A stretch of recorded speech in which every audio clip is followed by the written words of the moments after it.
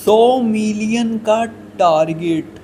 खेसारी लाल यादव का नया गाना मचा देगा बवाल।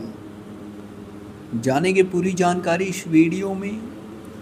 नमस्कार साथियों, आप सभी का स्वागत है फिर से एक नए वीडियो में।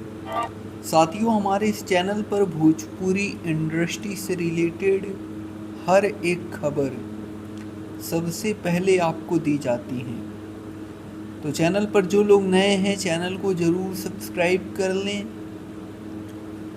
तो आपको बता दें, कल खेसारी लाल यादव का एक नया गाना आप सभी के बीच में आने वाला है और जीतल बा इस तरीके का कोई गाना है और काफ़ी अच्छा गाना है। लेकिन गाने आने से पहले खेसारी लाल यादव का ये गाना OTT प्लेटफॉर्म पर आ चुका है। ये गाना ऑडियो फॉर्मेट में और आप लोग सुन ही लिए होंगे।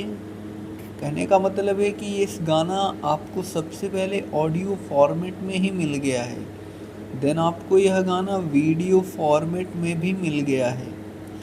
तो आप गाने को सुनिए और फाइनली गाना काफ़ी ज़बरदस्त होने वाला है